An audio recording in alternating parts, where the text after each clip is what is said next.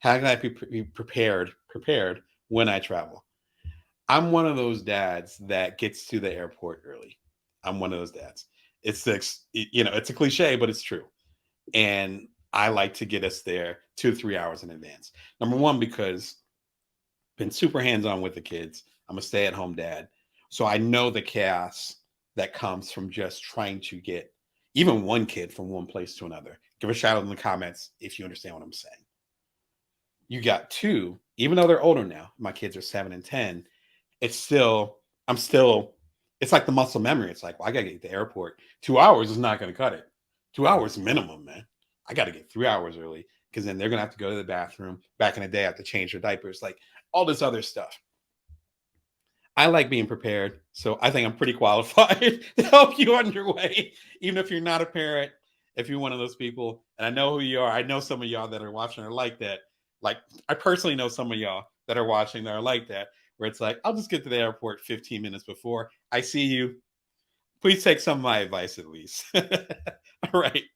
If you're going to have a good experience and take care of yourself and be prepared while you travel, first recommendation, I whew, could barely get over my big head. I'm sure the hat doesn't help.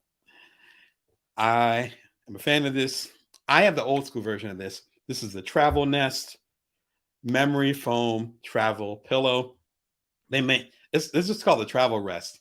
I think within the years that I've had this, they've extended the title by 6x. Like let's 6x the title to make it sound more important. Shout out to Travel Rest. I love your stuff. I'm just teasing. Listen, you need some type of neck rest.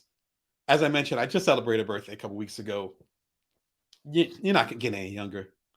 And a lot of the traveling that I have done a couple times post pandemic, or particularly pre pandemic, was long flights. I'm going to go from the West Coast to the East Coast, which is where I'm from. I'm going to go from the East Coast to the West Coast, which is where some of my family was. I'm going to go up to Canada. I'm going to go down to Bogota, Colombia, and do a talk. Like I'm used to going all over the place. When I can, I bring this. I can't always bring it because I don't always have the space. Here's what's cool. The new version of this actually is way more transportable, if that's a word. This one, again, is old school, but it works really well. And it's making me cozy. I already took a nap earlier today. It makes me want to take another nap. Take care of your neck. As Wu said, protect your neck. That's all I have to say on that one. Another one I just learned about. Man, I got all the accessories today. For like the was it stupid pet tricks? Yeah, shout out to David Letterman. All right. Runaway Health. I just learned about these folks. Here's what they do. Runaway Health will actually break down what you need for the particular thing that you're doing. As far as with if you're going to Malaysia, there might be certain things that you need. I'm going to go ahead and do it live and also share this screen because me going over all their benefits would take another hour of the conversation. There we go. Travel without compromise.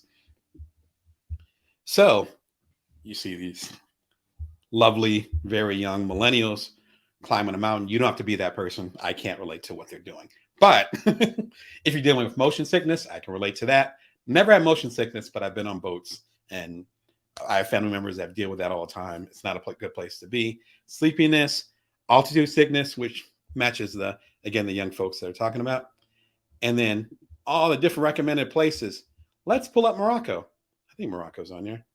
Morocco. See, we could have used this. My wife and I have been married for a while. We could have used this back then because traveler's diarrhea.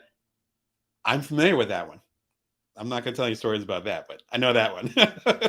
So they give recommendations, add to a plan just in case, because that has to do with obviously Morocco is northern Africa. So we didn't live here in Las Vegas when we went to Morocco, but it was still a very long flight. I can't remember how many layovers we had. So it's like if you're dealing with sleepiness and stuff like that, looks like a really good opportunity. I just learned about them. Sorry, just cut off for y'all. I just learned about them, so I want to make sure I include it in this. I have some sickness stories, not a ridiculous amount, and usually I have a cast iron stomach, which is why you see the New Orleans beads up here. That's actually my great grandmother was from New Orleans, so I think I have some of that gene. So usually I have a cast iron stomach, but even for me with some of the traveling and stuff, sometimes it just doesn't work out. And that's a tough place to be. I want to make sure that y'all are good and can really enjoy yourselves while you're traveling, because you don't want to be stuck out there. And some folks are recently telling me about people that were stuck overseas and then having to deal with severe sickness.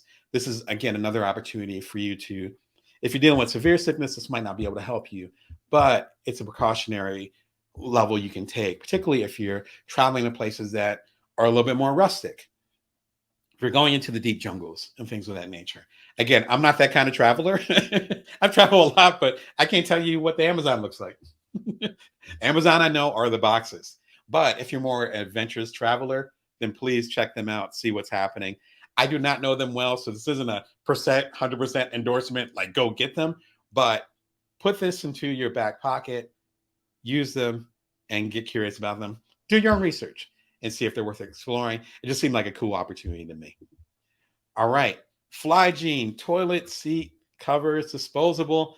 I wish I had the setup to actually show y'all, but it's this beautiful little setup. In fact, I think I might have some wipes down here, but it's basically set up like this is the best way I can describe it.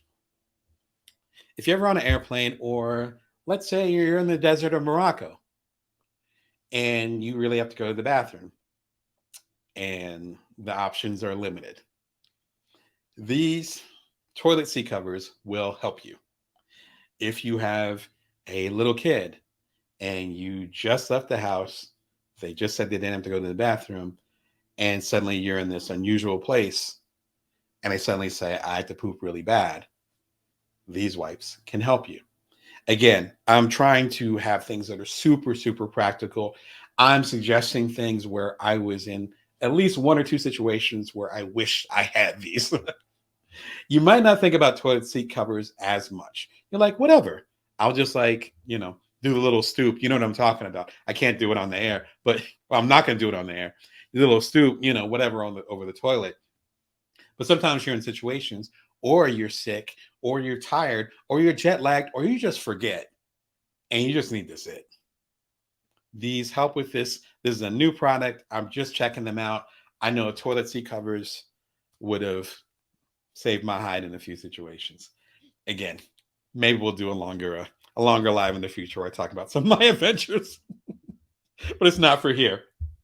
All right.